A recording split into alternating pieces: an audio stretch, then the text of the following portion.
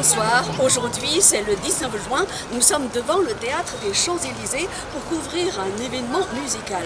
Il s'agit de la fête symphonique franco-chinoise. Pour en savoir plus, il suffit de découvrir notre reportage. C'est parti! Inauguré en 1913, le théâtre des Champs-Élysées est l'un des théâtres les plus connus de France. Un grand nombre d'artistes de renommée internationale, tels que Joséphine Baker ou Patrick Dupont, s'y sont produits. Le concert d'aujourd'hui a pour thème Imagine China, en français, Imaginez la Chine. Un événement musical organisé par China Arts and Entertainment Group en partenariat avec Europa Holiday Travel.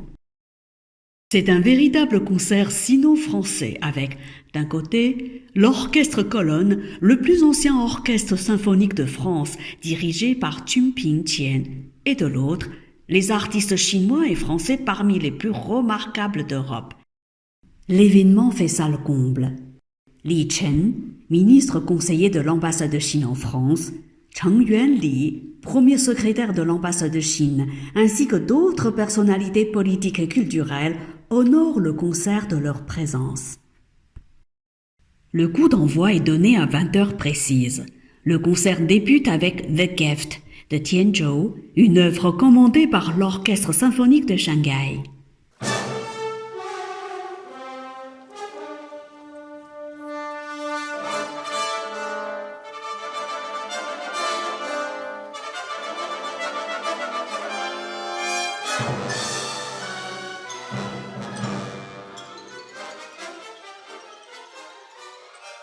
Gan Guo, un très talentueux artiste chinois, interprète avec brio à la roue, une sorte de violon, deux morceaux connus du public chinois et du public français, Course de chevaux et l'hymne à l'amour.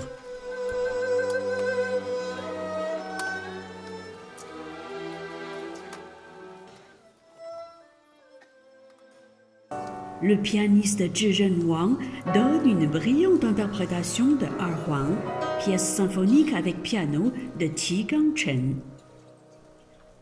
Après l'entracte, le concert se poursuit avec un programme très varié. Bacchanal de Camille Saint-Saëns, un air d'opéra Ton cœur n'a pas compris le mien, extrait de l'acte 2 des Pêcheurs de perles de Georges Bizet, puis une très célèbre chanson chinoise, Le fleuve Yangtze, interprétée par la soprano Herminie Blondel et le ténor Zhiquan Lu.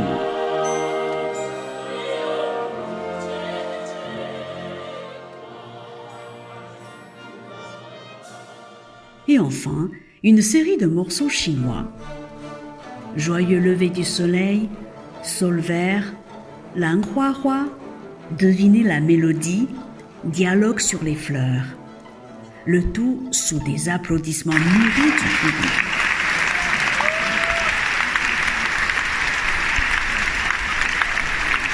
今天，中国和法国的艺术家联袂演出，给我们呈现了一个精彩的演出，让我们在这个炎热的夏日感受到了一缕凉爽的和煦的清风。我觉得法兰西的文化是灿烂美好的，中华的文化是美好灿烂的。那么，两国艺术家联手，能够为我们的世界带来更多的色彩，让我们的世界感受更美好，生活更美好，生命更有价值。大家知道，2024年即将迎来法国的夏季奥运会，2024年也是中法的旅游文化年。那么我们期待着法国更精彩，中国更精彩。那我们期待着通过中法艺术家的交流，来推动中法两国人民的交流，使世界变得更美好，使生活更美好，使生命更有价值。这个我们选曲呢，也是经过大家商量的，也非常荣幸这次参加中演集团的这个演出。首先这次我觉得，原来是想让我拿这个《梁祝》，后来我觉得因为《梁祝》我之前也拿过了，我觉得还是稍微有点悲。今年就是奏了一个，因为还有跟中华有关系，所以奏了一个Piaf的这个名曲《爱的占领》。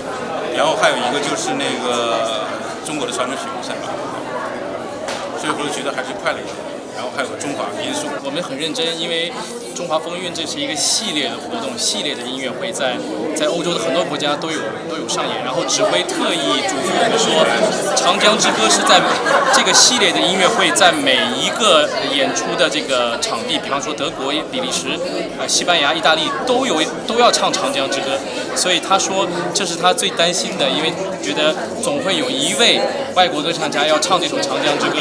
然后当时我接到这个演出的这个算是任务吧，然后我就说那行交给我，然后我就先录了音给这个女高音，让她自己在家里工作了一段时间，然后我还陪她专门花了2次时间给她正音，然后呢还跟她一起排练，然后最后我们第一次跟指挥排练的时候，指挥非常开心，说这是他在这么些个这个演出的会场最成功的一位外国歌唱家演唱的，就是算不上字正腔圆，但是已经是说把我们中国人的那种语言的那种文化的风韵给唱出来了，所以他很开心，我也很开心，我也很自豪。现在在巴黎国家歌剧院工作。C'était un honneur et un challenge de chanter cette chanson du fleuve Yangtze en chinois.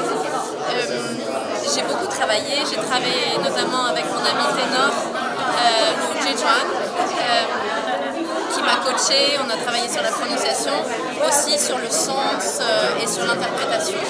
Et je crois que ça a été un succès puisque le public était ravi et donc je suis heureuse de ça. Reportage par Montaran TV.